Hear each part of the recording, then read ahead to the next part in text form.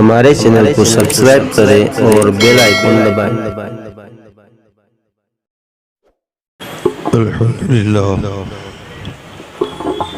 अल्हम्दुलिल्लाह नहमदुहु व नस्तईनुहु व नस्तगफिरुहु व नु'मिनु बिही व नतवक्कलु अलैहि व नऊज़ु बिल्लाहि मिन शुरूरि अनफुसिना व मिन सय्यिआति अअमालिना मन यहदिहिल्लाहु फला मुदिल्ल लहु व मन युद्लिल्हु फला हादिय लहु व नशहदु अन ला इलाहा इल्लल्लाहु वहदहु ला शरीक लहु व नशहदु अन्न सय्यदना व नबिय्यना व मौलाना मुहम्मदन अब्दुहु व रसूलुहु अम्मा बअद फ़अऊज़ु बिल्लाहि मिनश शैतानिर रजीम बिस्मिल्लाहिर रहमानिर रहीम लक़द मन्नल्लाहु अलल मुअमिनीन इज़ बअस फ़ीहिम रसूलन मिन अनफुसिहिम यतलू अलैहिम आयातिना व युज़क्कीहिम व युअल्लिमुहुमुल किताब वल हिकमा व इन कानू मिन क़ब्लु लफ़ी ज़लालिम मुबीन। सदक़ल्लाहुल अज़ीम। मिंबर नूर पर जलवा फरमा बावक़ार व मुअज़्ज़ज़ उलमाए मिल्लत इस्लामिया, दीगर मोहतरम बुजुर्गों, दोस्तों, हम उम्र साथी व अजीज़ बच्चों, अपने घरों में बैठकर सुनने वाली पर्दा नशीन माओ बहनों बच्चियों, अस्सलामु अलैकुम व रहमतुल्लाहि व बरकातुहू।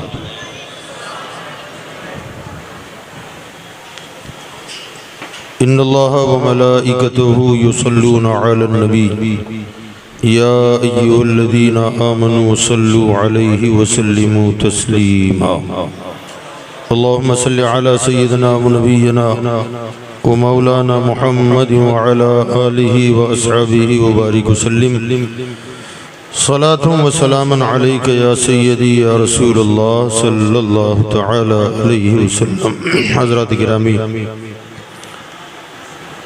हमने आपने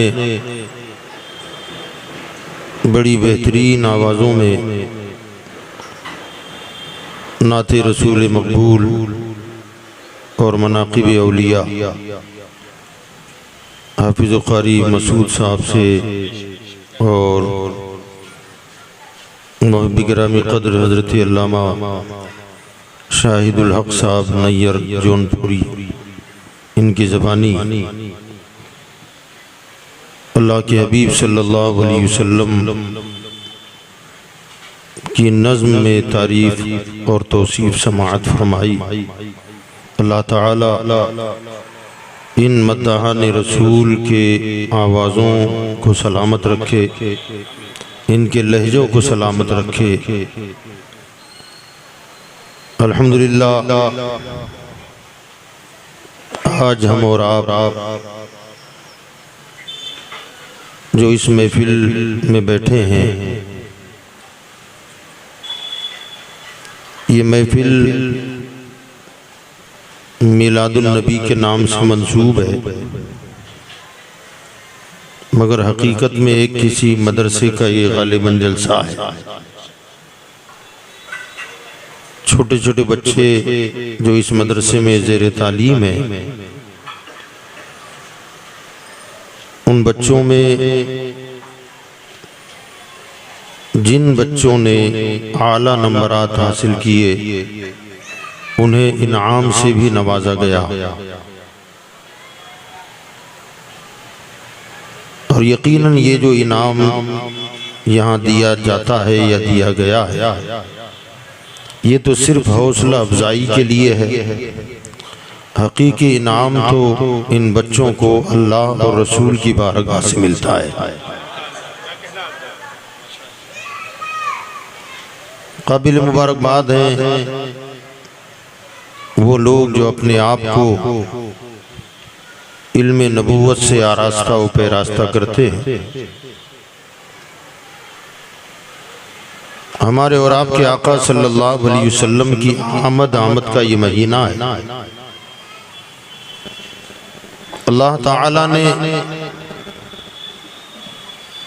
हमें आपको बेशुमार नेमतों से नवाजा है और अल्लाह की ऐसी नेमतें जो हम और आप रातों दिन इस्तेमाल करते हैं, उन नेमतों को गिना नहीं जा सकता, शुमार नहीं किया जा सकता। कुरान मजीद में अल्लाह ताला इरशाद फरमाता है, व इन तउद्दू निअमतल्लाहि ला तुहसूहा, कि अगर तुम अल्लाह की नेमतों को गिनना चाहो तो हरगिज हरगिज अल्लाह की नेमतों को गिना नहीं जा सकता, उसे शुमार नहीं किया जा सकता। अल्लाह तबारक व तआला ने अपनी नेमतों का तज़किरा कुरान मजीद फुरकान हमीद में मुख्तलिफ तरीक़ों से मुख्तलिफ जगहों पर फरमाया।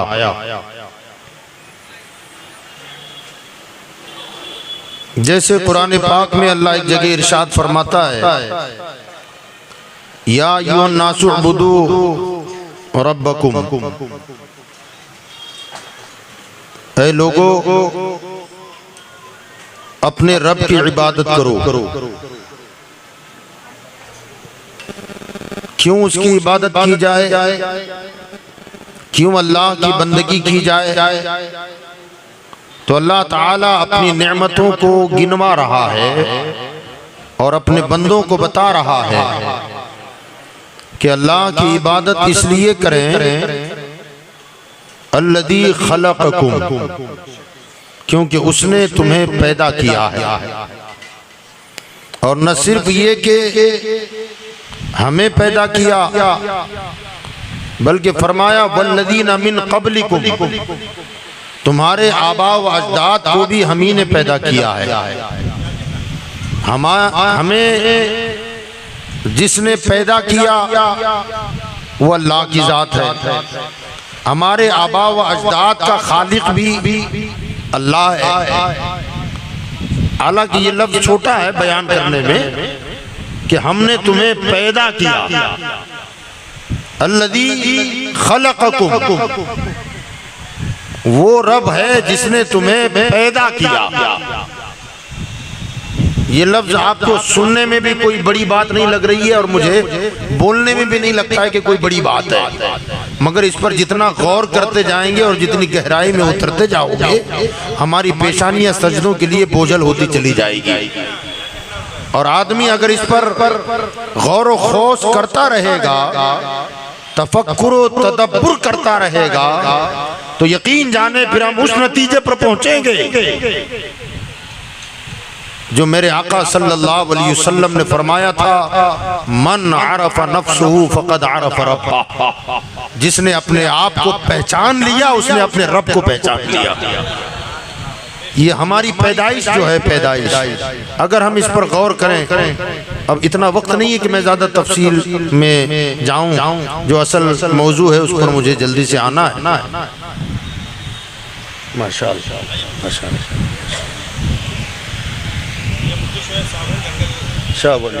माशाअल्लाह, तो अल्लाह ताला ने हमको आपको पैदा किया। किसने पैदा किया? ऊंची बोले, लफ्ज़ छोटा है मगर गौर करें आप कि किस शान से बनाया है उसने। हम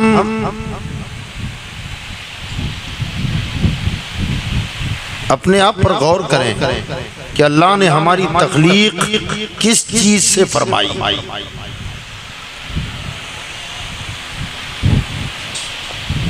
फरमाया मिन मनी युमना, मनी के चंद कतरे, वो पानी और इतना नजिस कि हमारे जिस्म से अगर शहवत के साथ वो पानी के कतरात खारिज हो जाएं तो बंदा नजिस और नापाक हो जाता है। मस्जिद में जाने के काबिल नहीं रहता, कुरान छूने के काबिल नहीं रहता, काबे का तवाफ करने के काबिल नहीं रहता, वो पानी के कतरात कपड़े पर लग जाएं तो कपड़ा नापाक, जिस जमीन के हिस्से पर लग जाएं वो उतना हिस्सा नापाक, वो पानी के कतरात इतने नजिस और नापाक कि निकले चंद कतरे और इंसानी पूरा वजूद ही नापाक हो गया। ऐसे पानी के चंद कतरात इतना नजिस, वो पानी का कतरा हमारे बाप के जिस्म से, हमारे जिस्म से, आपके जिस्म से खारिज होकर माँ के शिकम में दाखिल हुआ। अल्लाह ने उसी मनी के चंद कतरों को मुझ जैसा इंसान बना दिया। ये काबिल गौर बात नहीं है। और बनाया भी तो ऐसे ही नहीं छोड़ दिया, बल्कि फरमाया लक़द कर्रमना बनी आदम, हमने औलाद आदम को अपनी मखलूक में सबसे मुकर्रम बनाया, सबसे अफजल तरीन बनाया। और खाली अफजल ही नहीं बनाया, बल्कि फरमाया लक़द खलक़नल इंसान फी अहसनि तक़वीम, हमने इंसान को अपनी मखलूक में सबसे बेहतर सूरत पर पैदा किया, बेहतरीन शक्ल अता फरमाई, बेहतरीन चेहरा अता फरमाया। किससे बनाया आदम? वो पानी के कतरात। जरा आप सोचें, वो इंसान अगर अपने इब्तिदाई मरहले को गौर से देखे तो क्या उसे जेब देता है अकड़ अकड़ के चलना, तकब्बुर करना, घमंड करना, सीना तान के चलना, अपने अलावा किसी को बरतरी न देना? अगर आदमी सिर्फ इतना गौर करे ना कि मैं किस चीज से बनाया गया हूँ, यकीन जाने अपने आप को सबसे कमतर समझेगा। और जो बंदा अपने आप को कमतर समझता है, अल्लाह उसी को बुलंदियां भी अता फरमाता है। अल्लाह ताला ने हमें और आपको जिस चीज से पैदा किया है, फरमाया पानी के वो चंद कतरात जो नजिस और नापाक हैं, उन कतरों से हमारा वजूद अल्लाह ताला ने तख्लीक फरमाया। और शान ये है, अल्लाह एक जगह फरमाता है युखरिजुल हय्य मिनल मय्यित व मुखरिजुल मय्यित मिनल हय्य। कौन है जो जिंदों से मुर्दा निकालता है, और कौन है जो मुर्दे से जिंदा निकालता है, फिर जिंदे से मुर्दा निकालता है? वो कौन है? आप जरा देखें, गौर करें। अल्लाह फरमाता है वो तुम्हारे रब की जात है जो जिंदा से मुर्दा निकालता है, फिर मुर्दा से जिंदा निकाल देता है। हमारे जिस्म से, हमारे वालिद के जिस्म से, आपके जिस्म से जो पानी, हम जिंदा हैं, हमारे जिस्म से जो पानी के कतरात निकलते हैं जो नजिस और नापाक है, उसमें कोई जिंदगी की रमक नहीं है, कोई हरारत नहीं है, कोई जिंदगी नहीं है, मुर्दा पानी है। मगर वो इंसानी जिस्म जिंदा इंसान से मुर्दा पानी के कतरे खारिज किया, शिकम मादर में करार दिया, और फिर उसी मुर्दा पानी से जिंदा इंसान निकाल दिया है। ये शान अल्लाह की है। फरमाया सिर्फ तुम्हें ही पैदा नहीं किया, तुम्हारे बाप दादाओं को भी पैदा किया है। आगे इरशाद फरमाया अल्लज़ी जअल लकुमुल अर्द फिराशा, तुम्हें पैदा करके ऐसे ही छोड़ नहीं दिया है, बल्कि इरशाद फरमाया तुम्हारे लिए जमीन का फर्श भी हमने बनाया है। जअल लकुमुल अर्द फिराशा, तुम्हारे लिए जमीन का फर्श हमने बनाया। बस समा बिना, तुम्हारे सर पे आसमान जैसा छत भी हमने बना दिया है। जमीन का फर्श है, आसमान का छत बनाया। आप जरा देखें जमीन और आसमान को गौर से, अगर हम देखेंगे तो यकीन जाने आप अल्लाह की मारिफत भी होगी, और हमारे पेशानियों में सजदे भी मचलते और तड़पते हुए नजर आएंगे। याद रखिएगा ये जमीन का मटेरियल कैसा मटेरियल है यार, अल्लाह की क्या शान है। अल्लाह फरमाता हमने तुम्हारे लिए जमीन का फर्श बिछाया है। ये जमीन अगर लोहे की तरह सख्त होती तो क्या होता? अगर लोहे की तरह सख्त होती तो हमारा जीना दूभर हो जाता, मुश्किल हो जाता। हम घर कहाँ बनाते, कहाँ रहते, कैसी जिंदगी होती। जमीन को लोहे की तरह सख्त भी नहीं बनाया, और दलदल की तरह नरम भी न बनाया। अगर दलदली होती तो मुश्किल, पत पत पत पत लोहे की तरह सख्त होती तो मुश्किल। फरमाया न लोहे की तरह सख्त बनाया, न दलदल की तरह नरम बनाया। कैसी बनाया? फरमाया बिल्कुल मोतदिल, इतनी मोतदिल कि अगर पानी की जरूरत पड़े जहां चाहो खोदो पानी निकालो। इतनी नरम इतनी है कि जहां चाहो खोद के पानी निकालो। और सख्त इतनी है कि 100 मंजिला इमारत बना दो, कहीं लपकेगी नहीं, कहीं झोल नहीं खाएगी। ये अल्लाह की शान नहीं है, नेमत है। अल्लाह गिनवा रहा है, अल्लाह नेमतों को गिनवा रहा है, शुमार करवा रहा है, याद दिला रहा है कि हमने तुम्हें पैदा किया, कैसे पैदा किया, तुम क्या थे, आज क्या हो। सिर्फ तुम्हें नहीं, तुम्हारे बाप दादाओं को भी हम ही ने पैदा किया। फरमाया तुम्हारे लिए जमीन का बिछौना हमने बनाया। ये जमीन कैसी जमीन है, अल्लाह अकबर। आप जरा देखें ना, मेरे रब की शान तो देखें। फरमाया तुम्हारे लिए आसमान का छत हमने बनाया। हम और आप भी अपने मकानों पे छत डालते हैं, अपने घर बनवाते हैं, मगर 10 बाई 10 की छत भी अगर हमें आपको डालनी हो, डलवानी हो, तो कम से कम 4 पिल्लर उसमें लगाए जाते हैं। दीवारों का सहारा होता है, पिल्लरों का सहारा होता है, तब जाके 10 बाई 10 की छत खड़ी होती है। अल्लाह ताला फरमाता है मैंने तुम्हारे लिए आसमान को छत नुमा बना दिया है। जरा देखो 10 बाई 10 की छत के लिए तुम 4 खंबे लगाते हो, हमने इतनी बड़ी छत डाली है, कहीं सुतून लगाया है, कहीं पिल्लर दिया है, कहीं टेक लगाया है। फरमाया जरा सोचो कि बगैर सपोर्ट के इतने बड़े छत को किसने संभाला है? का जिसने संभाला है वही तुम्हारा रब है। और एक छत नहीं है, फरमाया सबअ समावात, हमने ऐसी छतें 60 डाली हैं। कितनी? बोले कितनी छतें डाली? 7 छतें डाली है। सुभान अल्लाह। और हम अपने अल्लाह खालिक की फितरत भी है, हमारा भी खालिक है और हमारी फितरतों का भी खालिक है। हम अपने मकानों में छत डालते हैं और छत डालने के बाद होता यह है कि आदमी अपनी छतों को प्लेन रखना भी गवारा नहीं करता। कहा प्लेन छतें अच्छी नहीं लगती हैं, तो कहा क्या करना है, तो वो पीओपी का सिस्टम निकला है। प्लेन छत को मुज़य्यन करने के लिए पीओपी करते हैं, फिर जगह जगह लाइट लगाते हैं, झूमर लगाते हैं, ताकि हमारी छतें मुज़य्यन हो जाएं, खूबसूरत हो जाएं। अल्लाह खालिक़ फितरत है कि मेरे बंदों को प्लेन छतें पसंद नहीं आएगी। फरमाया हमने भी तुम्हारे लिए जो छत डाली है ना, वो ज़य्यना समा दुनिया भी मसाबी, हमने आसमान दुनिया को सितारों की कंदिलों से जगमगा दिया है ताकि वो मुज़य्यन लगे, खूबसूरत लगे। कहीं चांद का झूमर लगा दिया, कहीं सूरज का झूमर लगा दिया, कहीं सितारों के कुमकुमे लगाए। मौला ये क्यों किया? कहा ताकि ये आसमान भला और खूबसूरत नजर आए, मुज़य्यन नजर आए। ये आसमान तो बनाया, उसमें सितारे, सूरज और चांद जगमगाए। और फिर इरशाद फरमाया वअंज़ल मिनस समाई मा, हम उसी आसमान से फिर पानी बरसाते हैं, उसी आसमान से पानी बरसाते हैं। पानी बरसा कर क्या करते हैं? फरमाया फ़अख़रज बिही मिनस समराति रिज़्क़ा, पानी आसमान से बरसाते हैं और जमीन से तुम्हारी रोजी का इंतजाम करते हैं। है कि नहीं अल्लाह की नेमत?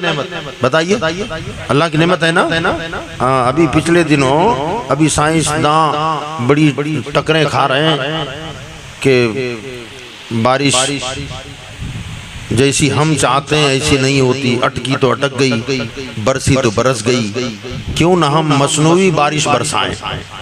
तो उन्होंने कोशिशें भी की, किसी हद तक कामयाब भी हुए। उन्होंने समंदरों के पानी को गर्म करने का इंतजाम किया, पानी गर्म करके भाप बनाकर उड़ा दो, उसे बादलों में करार दे दो, और फिर अपनी साइंसी कोशिशों और कुव्वतों के मुताबिक उन बादलों को जहां चाहो ले जाओ और जब चाहो बरसा दो।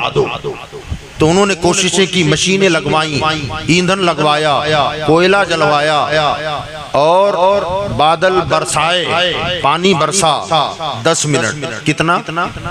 10 मिनट बारिश बरसाई उन्होंने। तो मामला ये हुआ, मुहक्किकीन ने तहकीक की, रिसर्च करने वालों ने रिसर्च किया कि वो 10 मिनट की जो बारिश इन्होंने बरसाई ना, तो हिंदुस्तान और पाकिस्तान में जितने लोग रहते हैं, अगर 30 साल तक ये खाना बंद कर दें, सिर्फ सारी आवाम कमाती रहे, 30 साल सिर्फ कमाती रहे, का जितना सरमाया जमा होगा ना 30 साल में खाए बगैर का, उतना 30 साल की कमाई 10 मिनट की बारिश के लिए खर्च हो गई। 10 मिनट की बारिश के लिए इतना खर्चा लगा, तब जाके 10 मिनट बारिश बरसाई। अल्लाह की क्या शान है यार। जब बरसाने पर आए तो पूरी पूरी रात बरसा दे, बरसाने पर आए तो पूरा पूरा हफ्ता बरसा दे। वहां 10 मिनट के लिए इतना खर्चा हुआ और हमें इतनी बारिशें फ्री में अल्लाह अता फरमा रहा है, मुफ्त अता फरमा रहा है। और वो जो बारिश बरसाई ना 10 मिनट वाली, वो 10 मिनट बारिश बरसाने के बाद जो उस इलाके में जहां बारिश बरसाई गई, उसके बाद जो बीमारियां फैली हैं, तो उनके बीमारों के इलाज में कई करोड़ पाउंड खर्चा हो गया। अल्लाह 12-12 घंटे बारिश बरसाता है, मगर बारिश का हर कतरा, सुभान अल्लाह कह दे यार, सुभान अल्लाह कहते हैं। अल्लाह फरमाता है बारिश के पानी में हमने शिफा रखी है। वो 10 मिनट की बारिश इतना खर्च करके बरसी भी बीमारी वाली, और अल्लाह 12-12 घंटे मुफ्त बरसाता है और उसमें भी शिफा रखी है। और अल्लाह की शान देखो आप। हदीस पाक में एक जगह मेरे आका सल्लल्लाहु अलैहि वसल्लम ने इरशाद फरमाया कि पानी का कतरा जब बादलों से छूटता है ना, अगर अल्लाह उसे अपनी मर्जी पर, उसकी पानी की मर्जी पर छोड़ दे तो दुनिया तबाह हो जाए, दुनिया बाकी न रहे। फरमाया हर कतरे के साथ एक फरिश्ता उतरता है और पानी का कतरा आराम से जमीन पर छोड़कर चला जाता है। और क्या इंतजाम है अल्लाह की।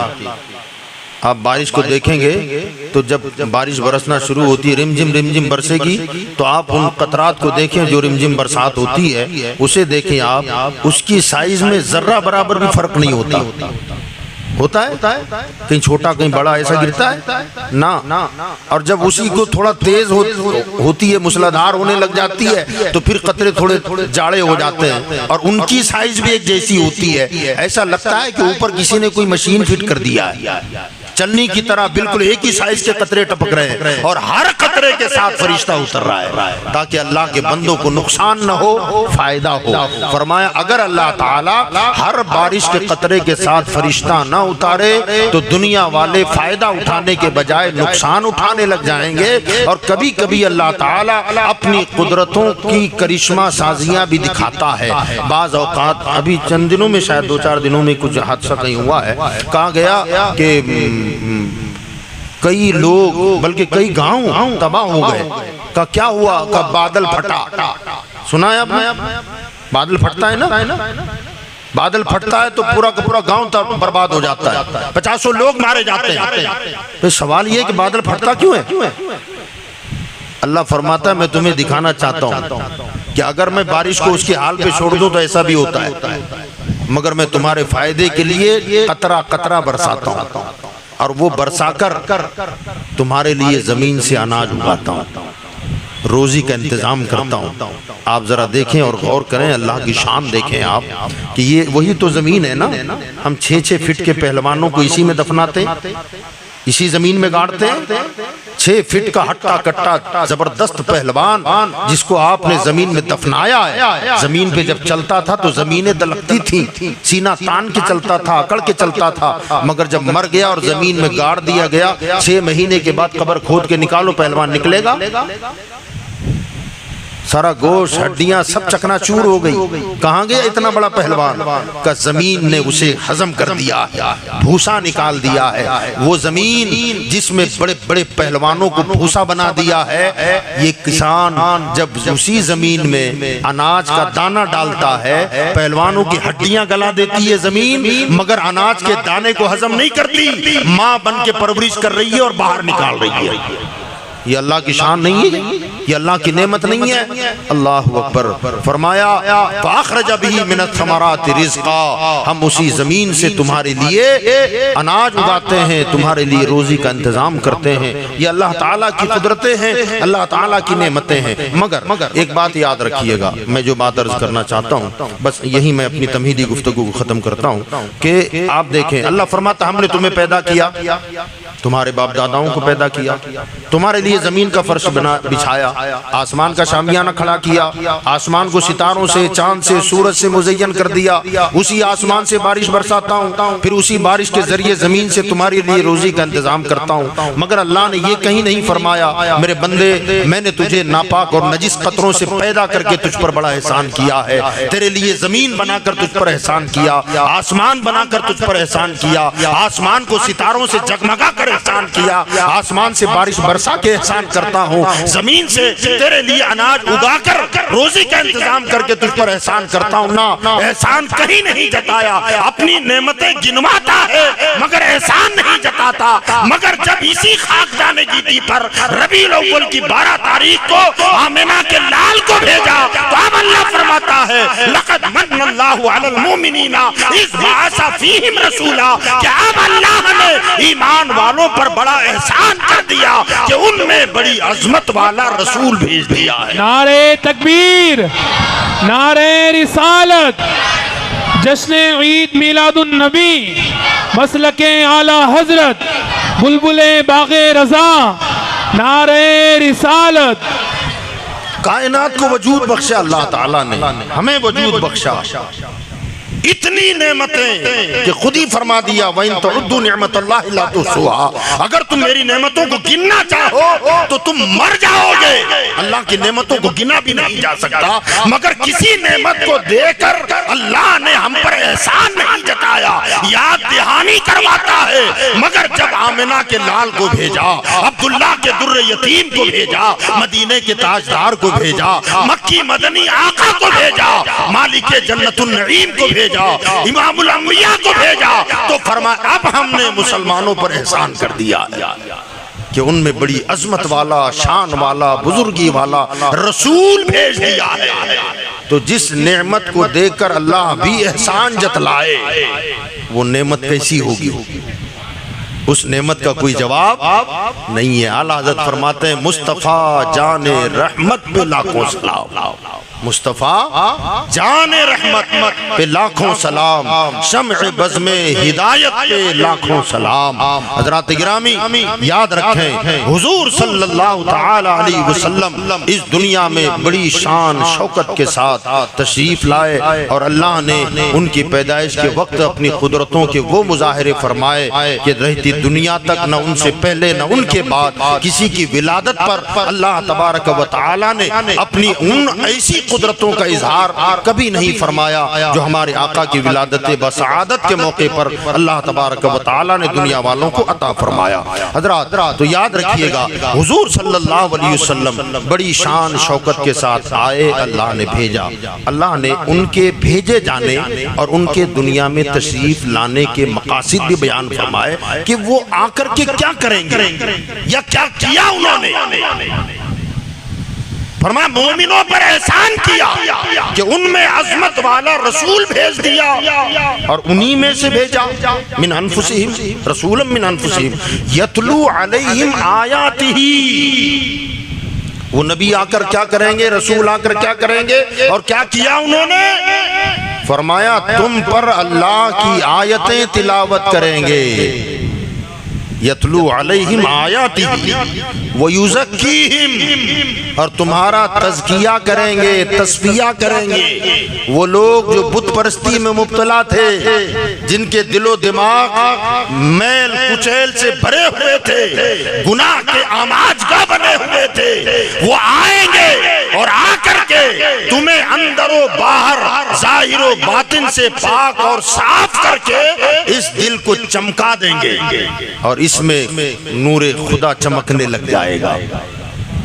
सरकार मुफ्ती आजम ने फरमाया था, मौला दिल का जंग छुड़ा, कल्बे नूरी पाए जिला, दिल को कर दे आईना जिसमें चमके ये कलेमा, ला इलाहा इल्लल्लाह मुहम्मदुर रसूलुल्लाह व युज़क्कीहिम व युअल्लिमुहुमुल किताब वल हिकमा। फरमाया वो तुम्हारा तज़किया करेंगे, तस्फिया करेंगे, नजासत गंदगी जो आदमी के अंदर होती है ना, कौन सी गंदगी है, कौन सी नजासत है, कौन सी नापाकी है, हसद, कीना, बोग्स, गुनाह से लगाव, नेकियों से दूरी, ये नजासत है। हुजूर सल्लल्लाहु अलैहि वसल्लम दुनिया में आए और आकर के क्या किया, उन्होंने ऐसा तज़किया किया, ऐसा तस्फिया किया, ऐसा मुज़क्का व मुसफ़्फ़ा उन लोगों को बनाया कि जो अबू बकर था वो सिद्दीक़ अकबर बना दिया गया, उमर आया तो फारूक आजम बना दिया गया, उस्मान आया तो ज़ुन्नूरैन बना दिया गया, अली आया तो हैदर कर्रार बना दिया गया, बेज़र आया अबू ज़र बना दिया गया। तज़किया किया, व युअल्लिमुहुमुल किताब वल हिकमा, वो तुम्हें किताब और हिकमत सिखाते हैं। गोया सरकार इस दुनिया में आए तो मुअल्लिम बन करके आए, मुदर्रिस बन करके आए, सिखाने वाले बनाकर अल्लाह ने उन्हें यहाँ भेजा। जो पैगंबर, जो रसूल मुअल्लिम बन के दुनिया में आया, आज उसी पैगंबर की मानने वाली कौम जहालत के अंधेरों में डूबती जा रही है,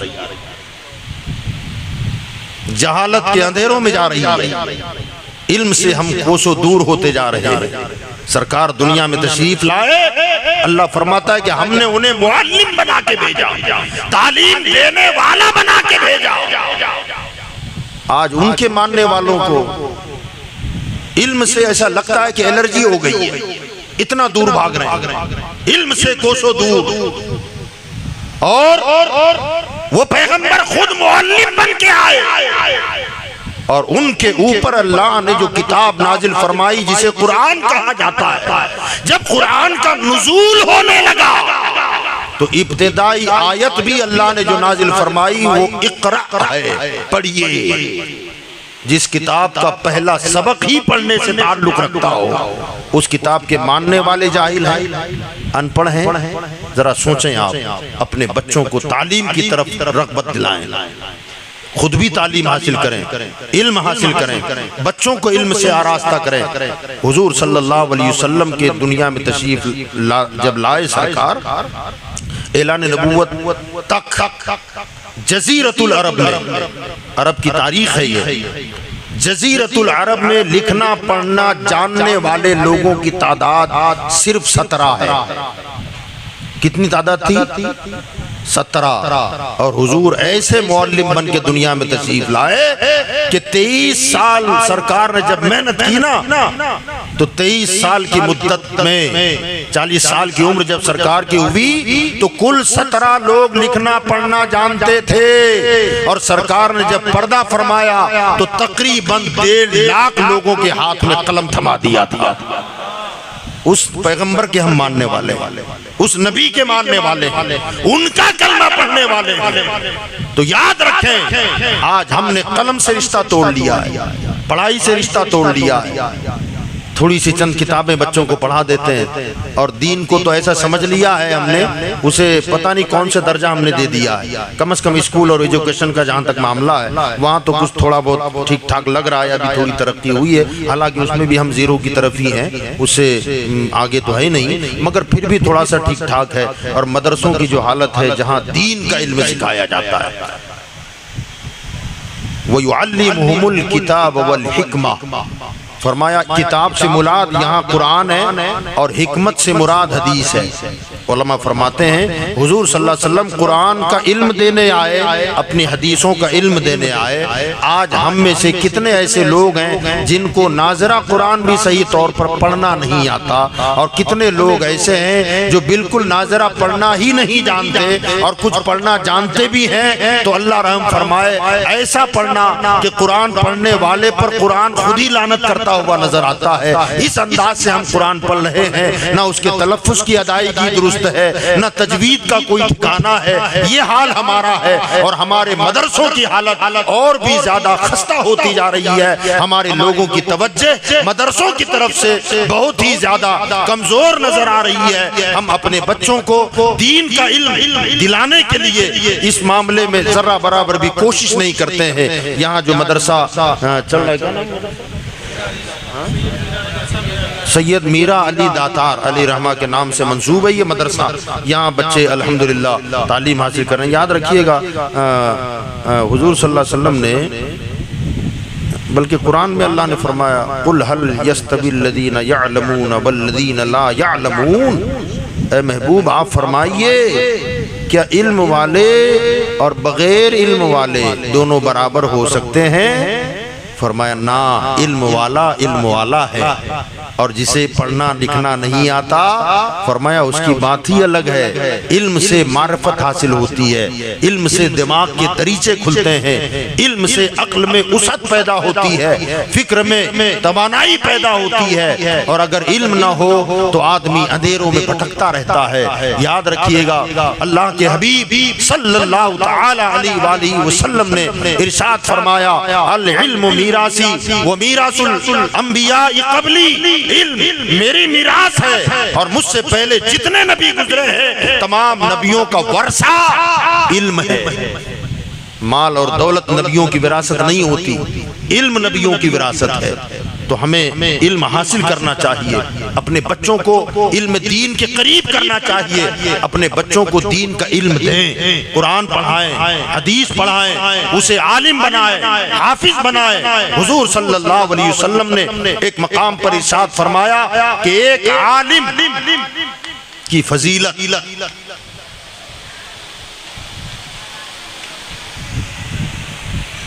आबिदों पर ऐसी है, फरमाया जैसे मेरी फजीलत तुम में से किसी अदना आदमी पर। उम्मत में जो अदना से अदना आदमी होगा उस पर जो नबी पाक की फजीलत है, फरमाया ऐसे ही इल्म वाला इबादत गुजार पर फजीलत रखता है। इल्म जो भी हासिल करेगा अल्लाह ताला उसे इज्जत अता फरमाएगा। याद रखिएगा अपने बच्चों को इल्म से आरास्ता करें। हुजूर सल्लल्लाहु अलैहि वसल्लम ने आप देखें ना जंग बद्र में जो लोग गिरफ्तार हुए और आका करीम सल्लल्लाहु तआला अलैहि वसल्लम ने सहाबा से मशवरा कर कर फिदिया देकर आजाद कराने का ऐलान कर दिया कि भी जो कैदी हमारी कैद में है, जंग बद्र में जो गिरफ्तार हुए उनके रिश्तेदारों को खबर दो कि 400 दीनार ला करके जमा कराए, अपने भाई को, बेटे को, बाप को, भांजे भतीजे को आजाद करके ले जाए। उस वक्त गुर्बत का जमाना था, दौलत की सख्त जरूरत थी। हुजूर सल्लल्लाहु अलैहि वसल्लम ने पता लगाया कि हमारे इन कैदियों में लिखना पढ़ना जानने वाले कितने लोग हैं, कहाँ इतने लोग हैं। हुजूर सल्लल्लाहु अलैहि वसल्लम ने इरशाद फरमाया कि जो पढ़ना लिखना जानते हैं उनसे कोई फिदिया न लिया जाए, पैसा न लिया जाए। का फिर का हर बंदा हमारे लोगों के 10 बच्चों को लिखना पढ़ना सिखा दे, उसे आजाद कर दिया जाए। पैसों के मुकाबले में, माल के मुकाबले में, सोने के मुकाबले में सरकार दो आलम ने इल्म को तरजीह दी। फरमाया माल नहीं चाहिए, हमारे 10 बच्चों को पढ़ना सिखा दो, तुम्हें आजाद कर दिया जाएगा। हुजूर सल्लल्लाहु अलैहि वसल्लम ने इस तरह इल्म को डेवलप किया है, तालीम को आगे बढ़ाया। आज हम इस मैदान में बहुत पिछड़े हुए हैं, तो अपने बच्चों को इल्म से आरास्ता करें। खुसूसन अगर एजुकेशन की लाइन में आप अपने बच्चों को आला तालीम दिलाना चाहते हैं तो दिलाएं, मगर साथ में इसका ख्याल रखें कि बच्चे का फाउंडेशन दीन के एतबार से इतना मजबूत हो कि आपका बेटा अगर प्रोफेसर भी हो जाए ना तो वो ये तसव्वुर करे कि मैं प्रोफेसर बाद में हूँ, मुसलमान पहले हूँ। अगर डॉक्टर बन रहा है आपका बेटा, डॉक्टर बनने के बाद अपने हॉस्पिटल में बैठे तो उसके दिलो दिमाग में ये बात नक्श हो कि मैं डॉक्टर बाद में हूँ, मुसलमान पहले हूँ, मैं इंजीनियर बाद में हूँ, मुसलमान पहले हूँ। और ये तसव्वुर कब मिलेगा?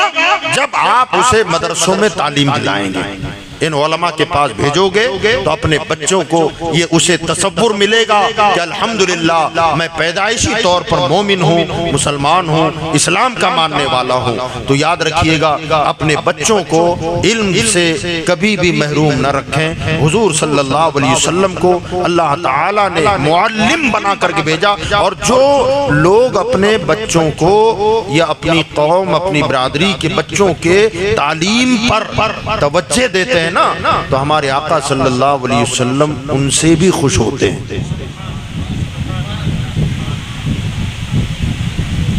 महमूद गजनवी जो अपने वक्त के एक बड़े बादशाह गुजरे हैं, अल्लाह वाले हैं, इल्म दोस्त आदमी थे। उस जमाने में लाइट वाइट का इंतजाम तो था नहीं। बादशाह की तरफ से चौराहों पर और ख़ास ख़ास मखसूस जगहों पर लालटाइनों का इंतज़ाम किया, कंदील रोशन किए जाते थे। तो एक मरतबा बादशाह रात के वक्त किसी ख़ास काम से अपने सिपाहियों के जुलूस के साथ कहीं जा रहे थे, रास्ते से गुजर रहे थे जुलूस के साथ, बड़ा शाही दबदबा था, ठाट बाट के साथ जा रहे हैं। तो गुजरते हुए आपने देखा कि रोड के किनारे जहां हुकूमत की तरफ से कंदील रोशन है, तो रोड पर फुटपाथ पर बैठकर एक लड़का किताब का मुताला कर रहा है, किताब पढ़ रहा है। बादशाह ने अपना जुलूस ही रुकवा दिया, कर रोको, आगे नहीं जाना है, कहीं इस बच्चे को ले आओ। वो बच्चे को करीब किया, बच्चा बादशाह के पास लाया गया। बादशाह ने पूछा कि बेटा रात को यहाँ बैठ के पढ़ रहे हो, घर में नहीं पढ़ते? तो कहा गुर्बत इतनी है कि घर में चिराग में तेल जलाने के लिए तेल नहीं होता, और ये लालटेन ये कंदीलें रात को जलती हैं, तो मैं मुताला करने के लिए इसकी रोशनी से फायदा उठाता हूँ। बादशाह ने कहा पढ़ाई का इतना शौक है? रुक गया और फौरन अपने नुमाइंदों से कहा कि इसके घर में रोशनी का इंतजाम किया जाए। आज के बाद ये बच्चा जहां तक पढ़ेगा उसका खर्च बादशाह के खजाने से जाएगा। इसके घर वालों पर भी कुछ इनाम और इकराम भी उसने नवाजा। उस दिन खड़े खड़े ऐलान कर दिया रोशनी का इंतजाम किया जाए, इसकी पढ़ाई का खर्च शाही खजाने से होगा, उसके मालदान को भी कुछ अखराजात दिए जाएं, वजीफा मुकर्रर कर दिया। घर गया, जाकर नमाज अदा की, औराद व वज़ाइफ से फारिग हुआ, और बिस्तर पर जब शहंशाह लेटे हैं तो बादशाह का खुद बयान है कि मेरी माथे की आंखें तो सो गईं, मगर मेरे तकदीर ने आंखें खोल दी, मेरा मुकद्दर जागा। और मैंने मुकद्दर क्या जागा कि मैंने ख्वाब में आमिना के लाल का दीदार किया। मुस्तफा जाने रहमत मेरे ख्वाब में आए, और आकर के मेरे मुस्तफा ने फरमाते हैं कि मुझे सीने से लगाया, मेरे माथे को बोसा दिया, और आका ने फरमाया महमूद आज मैं तुझसे बेपनाह खुश हूँ, इसलिए कि तूने मेरे एक उम्मती के तालीम का इंतजाम कर दिया। आप जरा अंदाजा लगाएं, एक बादशाह ने खाली रोशनी का इंतजाम किया और एक बच्चे की पढ़ाई लिखाई का खर्च अपने जिम्मे लिया, तो मदीने के ताजदार खुश हो गए। और जो मदरसा चला रहे हैं अपने जेब से पैसा लगा रहे हैं, पूरे मोहल्ले के 50 बच्चे वहां तालीम हासिल कर रहे हैं, बच्चियां तालीम हासिल कर रही हैं। जरा सोचो इनसे हमारे आका खुश नहीं होंगे? जी यकीनन खुश होंगे। हुजूर सल्लल्लाहु अलैहि वसल्लम एक मरतबा मस्जिद में दाखिल हुए, अबू हुरैरा रज़ियल्लाहु ताला अन्हु रावी है, फरमाते हैं कि जैसे ही मस्जिद में दाखिल हुए तो दो हल्के बने हुए थे, ग्रुप्स थे का, एक जगह जिक्र और दुआ हो रही थी, लोग दुआ में मसरूफ हैं, कोई जिक्र कर रहा है, और दूसरी तरफ इल्म की तकरार हो रही है। हुजूर सल्लल्लाहु अलैहि वसल्लम ने जिक्र करने वाले और दुआ करने वालों को देखा, देखकर मुस्कुराए, फरमाया कि बहुत अच्छी महफिल है जहां अल्लाह का जिक्र हो रहा है, अल्लाह से मुनाजात हो रही है, और दूसरी तरफ इल्म की तकरार हो रही है, इल्म में बहस व मुबाहिसा हो रहा है। फरमाया ये महफिल भी अच्छी है, और फिर फरमाया ये महफिल बहुत अच्छी है जहां इल्म की बात हो रही है। सरकार ने फरमाया जहाँ जिक्र हो रहा है वो अच्छी महफिल है, दुआ हो रही है अच्छी महफिल है, मगर जहाँ इल्म की बात हो रही है, मुज़ाकरा हो रहा है, फरमाया ये बहुत अच्छी है। और हुजूर उसी महफिल में जाके बैठ गए। शारीन हदीस फरमाते हैं कि जहाँ जिक्र और दुआ की महफिलें होती हैं ना, वो अच्छी तो हैं, मगर मुस्तफ़ा को अगर पाना है, हुजूर को अगर ढूंढना है, तो जहाँ इल्म की महफिल हो, जहाँ इल्म पर बहसो मुबाहिसा हो रहा हो, इल्मी मुज़ाकरा हो रहा है, अगर नबी को पाना है तो उन महफिलों में मिल जाएगा, क्योंकि सरकार ने बैठना वहां पसंद किया जहां इल्म की महफिलें सजती हैं। और याद रखें कि हमारे बच्चे जो इल्म हासिल करें, पढ़ाई करें, कुरान का इल्म हासिल करें, यकीन जाने ऐसे बच्चे हमारे लिए भी हमारी बख्शिश का जरिया होते हैं, हमारी नजात का जरिया होते हैं। हज़रत सैयदना ईसा अलैहिस्सलाम एक मरतबा कहीं से गुजर रहे थे, देखा कि एक कब्र में अजाब हो रहा है, वहाँ से गुजर गए। थोड़ी देर के बाद जब वापस पलटे तो आपने देखा कि जिस कब्र में मैं जब जा रहा था वहाँ अजाब हो रहा था, मैयत अल्लाह के अजाब में गिरफ्तार थी, और जब वापस आया तो अब उसी कब्र पर अल्लाह की रहमत बरस रही है, अजाब उठा लिया गया। हजरत ईसा अलैहिस्सलाम ने अल्लाह की बारगाह में अर्ज की, बारी ताला अभी थोड़ी देर पहले इस पर अजाब हो रहा था और अचानक इसका अजाब रहमत में तब्दील हो गया, इस पर अब रहमत बरस रही है, अजाब उठा लिया गया, इसका सबब क्या है? अल्लाह की तरफ से जवाब आया कि ईसा, बात दरअसल ये है कि ये बच्चा, ये बंदा जो कब्र है, कब्र में लेटा हुआ है, जो मैयत है, साहिब कब्र है, ये था बड़ा गुनहगार, बड़ा सियाकार था, पापी था, जिसके गुनाहों की सजा, इसकी मौत वाक़ई हुई तब से इसे मिल रही थी, मगर जब ये मरा था ना तो इसकी बीवी हामिला थी, उसके शिकम में बच्चा था, वो बच्चा पैदा हुआ, वो लड़का था और धीरे धीरे परवान चढ़ने लगा। आज वो बच्चा चलने फिरने बोलने के काबिल हो गया था, इसकी बेवा बीवी ने अपने यतीम बच्चे को आज ही मदरसे में दाखिल किया है। वो उस्ताद के सामने बैठकर उस्ताद पढ़ा रहा है बिस्मिल्लाहिर्रहमानिर्रहीम, बच्चे ने तोतली जबान में बिस्मिल्लाह शरीफ पढ़ा। हजरत ईसा से अल्लाह ने फरमाया, ईसा मैंने फरिश्तों को हुक्म दिया कि इसका बेटा जमीन पर मुझे रहमानो रहीम कह रहा है, मैं उस बच्चे के बाप को कब्र में अजाब दूं का उस बच्चे के मुझे रहमानो रहीम कहने के सदक़े में मैंने उसके बाप के गुनाहों को बख्श दिया है। तो समझ रहे हैं, बच्चे हमारे लिए आखिरत में नजात का जरिया बनेंगे। मर के हम कब्र में जाएंगे, ये सवाब जारिया है। बच्चे जब तक पढ़ते रहेंगे, पढ़ाते रहेंगे, तालीम को आगे बढ़ाते रहेंगे तो मरने वाले माँ बाप को भी उसका सवाब यकीनन मिलता रहेगा। और मदरसों में दाखिल कराएं भी तो ऐसे ही मदरसों में दाखिल कराएं जहाँ माँ बाप की कब्रों की ज़ियारत, वलियों की ज़ियारत का पैगाम उन्हें बताया जाता है। कहीं ऐसे मदरसों में मत डाल देना कि जहाँ कब्रों पर जाना ही हराम करार दिया गया हो, नाजायज़ बताया गया हो। अब बच्चे को पहले ही दिन से बताया जाए कब्रों पर जाना नाजायज है, हराम है, मना है, तो हम मर के कब्र में जाएंगे तो हम फातिहा के लिए भी तरसेंगे, वो बदबख्त फातिहा भी नहीं पढ़ेगा। तो ऐसे मदरसों में डालो जहाँ फातिहा सिखाया जाता है, जहाँ इसाले सवाब के तरीके बताए जाते हैं, मज़ारात की हाज़िरी के आदाब बताए जाते हैं, ऐसे मदरसों में डालें। मैं एक बात और अर्ज़ कर दूं और अपनी बात को मैं ख़त्म कर दूं। एक हिकायत है, फरमाते हैं कि एक खातून ने अपने बच्चे को कुरान का बेहतरीन इल्म अता किया, माँ का इंतकाल हुआ तो बेटे ने तय किया कि सूरह यासीन की बड़ी फजीलत है और हदीस पाक में आया जिस कब्र पर 40 दिन तक सूरह यासीन की तिलावत की जाए अल्लाह ताला उस मैयत को बख्श देता है। माँ का इंतकाल हुआ तो बेटे ने ये इरादा बनाया कि मैं 40 दिन तक अपनी माँ की कब्र पर जाकर सूरह यासीन की तिलावत किया करूँगा। फरमाबरदार बेटा था। माँ को दफन किया गया, उस दिन से उसने मामूल बना लिया, रोजाना जाता, सूरह यासीन की तिलावत करता, घर चला आता। ये सिलसिला 40 दिन तक चला।